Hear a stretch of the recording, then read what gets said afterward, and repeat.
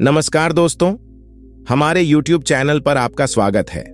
आज के वीडियो में हम मन का मंत्र जो सोचोगे वही मिलेगा के बारे में बात करेंगे।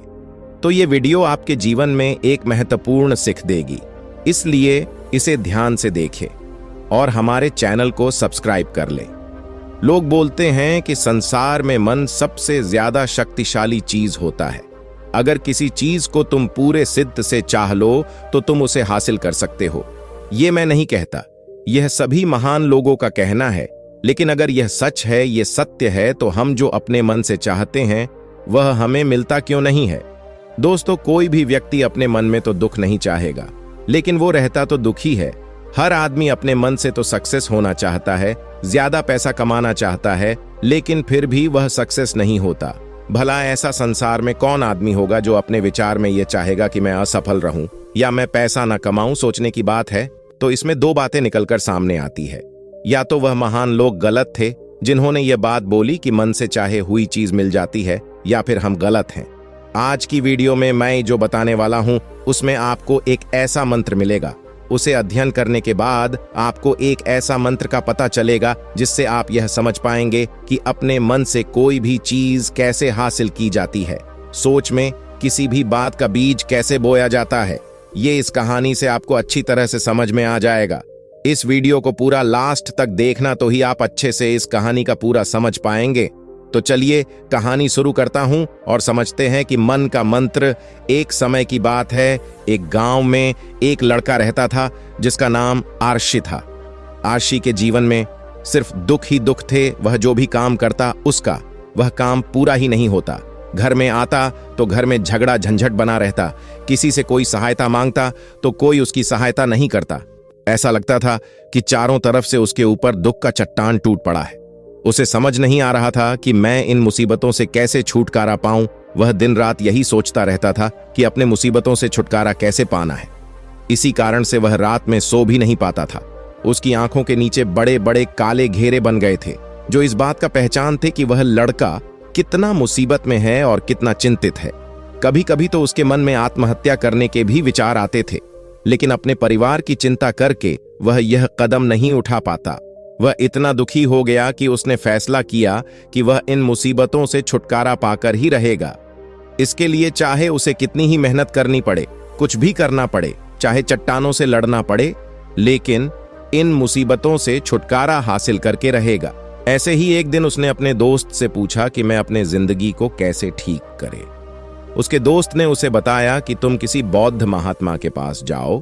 बौद्ध भिक्षु के पास ऐसा मंत्र होता है जिससे सारे मुसीबत मिट जाते हैं, जिंदगी खुशियों से भर जाता है और रुपया पैसा भी हासिल होती है।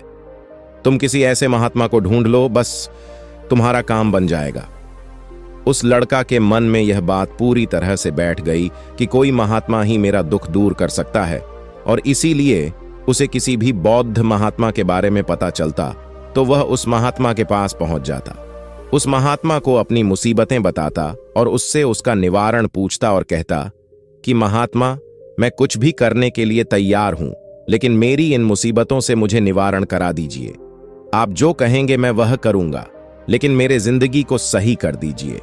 महात्मा उसे कुछ नियम बताते थे करने के लिए, और बदले में भिक्षा ले लेते थे कि यह नियम करने के बाद तुम्हारे घर में सुख शांति बनी रहेगी, बस इस नियम को पूरी तरीके के साथ करना। वह लड़का घर लौटकर पूरी तरीके के साथ नियम करने लगा, लेकिन बहुत नियम करने के बाद भी उसके जिंदगी में कुछ बदलाव नहीं आया। इसके उल्टा उसका जिंदगी और ज्यादा दुखी हो गया। जो भी महात्मा उसे नियम बताता था वह बदले में उससे कुछ भिक्षा लेता था, जिससे उसका पैसा भी धीरे धीरे कम हो रहा था। इससे उसके जीवन में दुख और ज्यादा बढ़ गया। तब उसे लगा कि महात्मा के पास जाने से तो मेरे जीवन में दुख कम होने की जगह वो बढ़ते ही जा रहे हैं, तो मुझे क्या करना चाहिए? महात्मा के पास जाऊं या ना जाऊं? फिर एक दिन एक व्यक्ति ने उसे बताया कि तुम अपने घर में किसी ब्राह्मण को बुलाकर पूजा करवा लो। पूजा होगा, घर शुद्ध हो जाएगा, कोई भी बुरी साया होगी घर में तो वह घर से बाहर चली जाएगी। किसी ब्राह्मण को बुलाकर पूरे नियम उसे मंत्र उच्चारण कराओ, पूजा कराओ, जिससे घर में सुख शांति आए।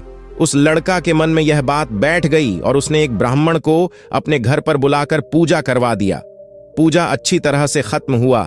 बदले में ब्राह्मण ने भी अच्छी पैसा ली और उसके बाद वह वहां से चला गया। लेकिन कुछ दिनों के बाद उस लड़का को एहसास हुआ कि उसके जीवन में अभी भी कोई बदलाव नहीं आया है। अब वह लड़का आर्शी पूरी तरह से मायूस हो गया और ज्यादा बेचैन हो गया। अब तो उसे लगने लगा था कि मेरे जीवन में से मुसीबत कभी खत्म ही नहीं होंगे, और यही सोच सोचकर उस लड़का का बुरा हाल हो गया था। फिर एक दिन उसे अपने दोस्त से एक ऐसे गुरु के बारे में पता चला जो निवारण बताने के लिए कोई रुपया पैसा नहीं लेता था।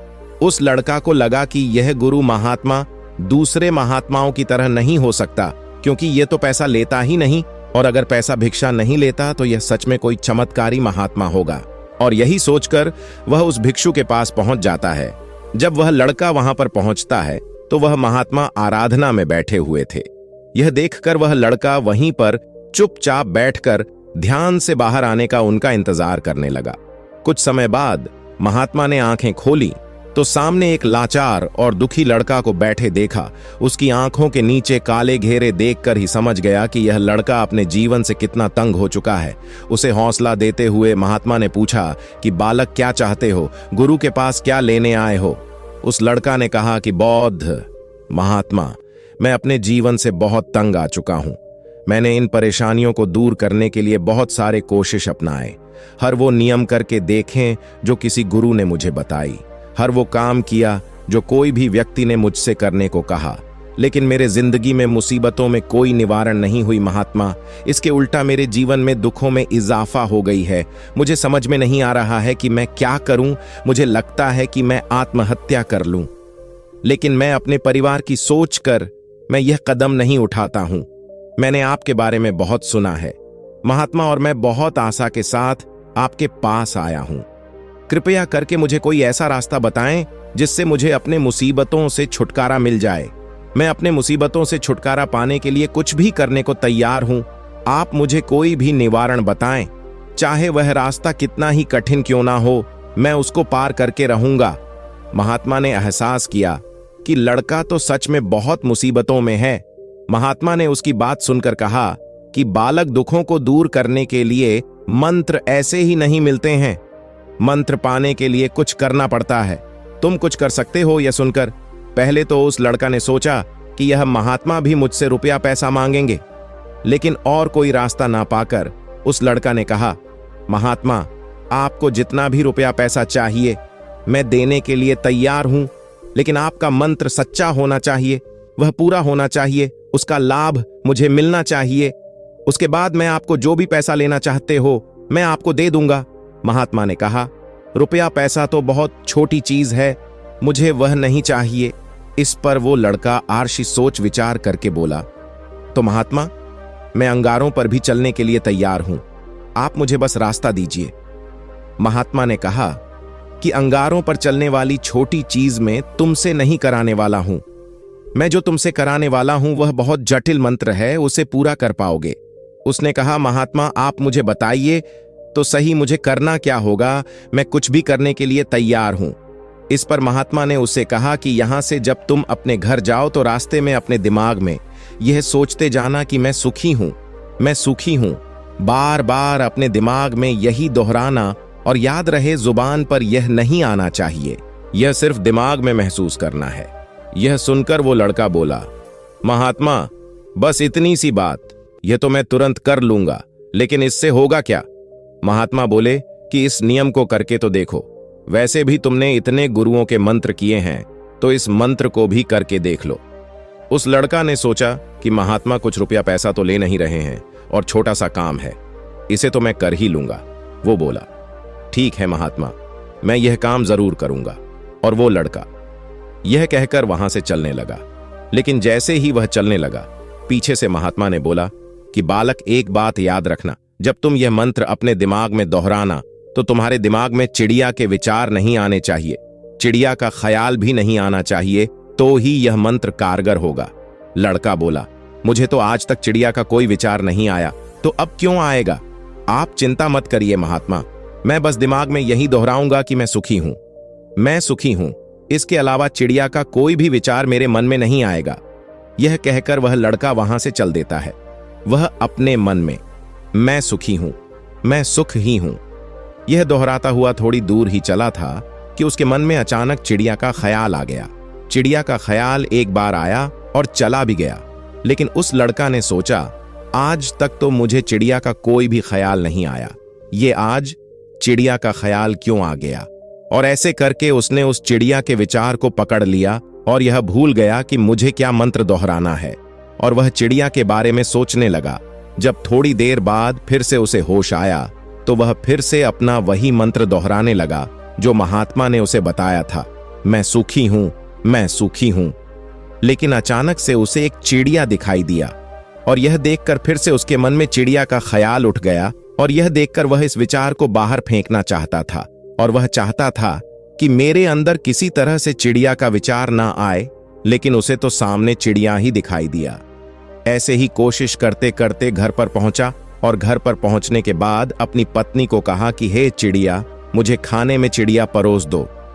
और जब उसे महसूस हुआ कि उसने क्या बोल दिया तो वह अपने दिमाग पीटने लगा और दीवारों में माथा मारने लगा कि आज तक मुझे चिड़िया का कोई भी ख्याल नहीं आया, और आज मुझे यह क्या हो गया है कि मुझे हर जगह चिड़िया ही चिड़िया दिखाई आ रहे हैं। यह कैसी माया है। यही सोच सोच कर वह लड़का रात भर सो नहीं पाया।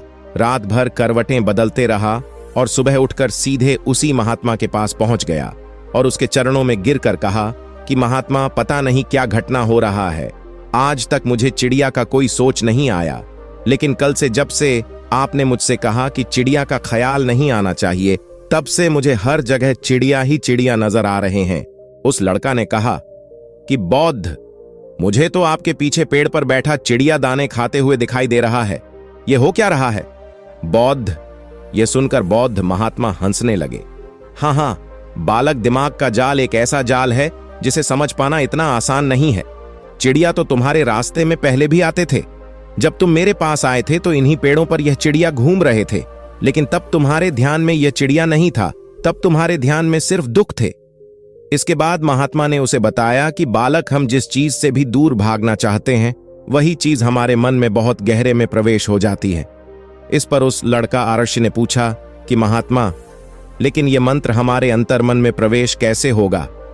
यह सुनकर बौद्ध ने कहा कि बालक, अपने परेशानियों से लड़ना बंद कर दो। जब तक तुम अपने समस्याओं को दूर करने की सोचते रहोगे तब तक वो समस्या तुमसे चिपके रहेंगे, तब तक वो परेशानी तुम्हारे दिमाग पर अपना नियंत्रण बनाए बैठे रहेंगे, और जिस दिन तुम उन परेशानियों के बारे में सोचना ही छोड़ दोगे, उन परेशानियों से छुटकारा ही नहीं पाना चाहोगे, उसी दिन से तुम्हारे जीवन से समस्या खत्म हो जाएंगे। क्योंकि किसी भी चीज से निवारण पाने के लिए हमें उस चीज के बारे में सोचना पड़ता है, और हम जितना ही उस चीज के बारे में सोचते हैं वह उतनी ही गहरी हमारे दिमाग में प्रवेश होती चली जाती है। हम अधिकतर समय समस्याओं के बारे में ही सोचते हैं। हम यही सोचते हैं कि हमारे जिंदगी में दुख है और हमें इससे छुटकारा पाना है। इसी वजह से बार बार सोचने से वो परेशानी हमारे अंदर में प्रवेश हो जाते हैं और हमें एहसास भी नहीं होता। इसीलिए अगर तुम दुखों से निवारण पाना चाहते हो तो समस्याओं से छुटकारा पाने के बारे में सोचना छोड़ दो, तुम्हें दुखों से निवारण मिल जाएगा।